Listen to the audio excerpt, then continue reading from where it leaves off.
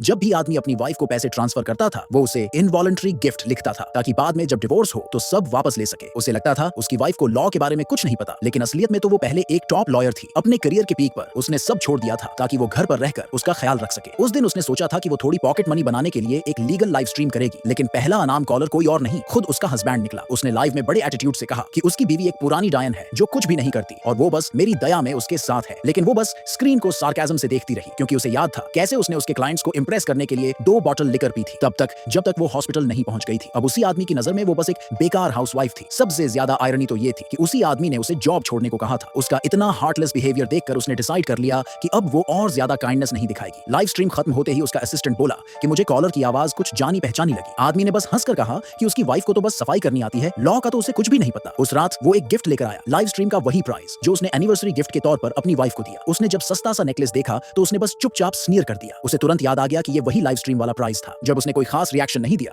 तो आदमी ने एक रेड पैकेट भेजा और उसमें एक नोट लिखा था, इनवॉलंटरी गिफ्ट। फिर अचानक उसका फोन बज हुआ, एक फ्लर्टी मैसेज पॉपअप हुआ। वाइफ ने फोन उठाया और पढ़ लिया। उसे समझ आ गया कि उसके पति की लाइफ में कोई और भी है। तभी वो किचन से बाहर आया और कंप्लेन करने लगा कि उसने ग्रोसरी नहीं खरीदी। फिर उसने देखा कि उसकी वाइफ उसके फोन को पकड़े हुए है। वो गुस्से से पागल हो गया और उसे जोर से धक्का दे दिया जिससे वो जमीन पर गिर गई। फिर फेक सिंपैथी दिखाते हुए उसे उठाने की एक्टिंग करने लगा। अगले ही सेकंड उसने प्रिटेंड किया कि उसे ऑफिस से अर्जेंट कॉल आ गई है और वो जल्दी से बाहर निकल गया। लेकिन कुछ मिनटों बाद उसकी फ्रेंड्स ने उसे मैसेज किया कि उसका पति एक बार में स्पॉटेड हुआ है। वो सीधा बार पहुंची और जो भी उसने वहां किया सब रिकॉर्ड कर लिया बिना उसे बताए। फिर उसने एक फेक अकाउंट से उसे कांटेक्ट किया और बोला कि वो उसका डिवोर्स केस हैंडल करेगी। घर वापस आकर उसने अपने सीनियर को कॉल किया और कहा कि वो वापस काम ज्वाइन करने के लिए रेडी है। उसने खुद ही एग्रीमेंट ड्राफ्ट किया और उसे भेज दिया। उसने तो बिना पढ़े थैंक यू कहकर $1 लाख ट्रांसफर भी कर दिया। उसे क्या पता था कि जिस लॉयर को वो पैसे भेज रहा था वो उसकी अपनी वाइफ थी। बाद में तो हद ही हो गई। वो अपने असिस्टेंट को भी घर ले आया। वो बोल्ड होकर बोला, जो लोग मैच नहीं करते उन्हें जल्दी अलग हो जाना चाहिए। कोर्ट डेट पास आती गई। वो खुद अपने पुराने मेंटर से मिलने गई। जब उसने दीवार पर लगे अवार्ड्स देखे तो उसका पुराना पैशन फिर से जाग गया। सीनियर ने हंसकर उसे उसके सक्सेस के लिए कंग्रेचुलेट किया, लेकिन तभी दरवाजे से उसका हस्बैंड अंदर आ गया।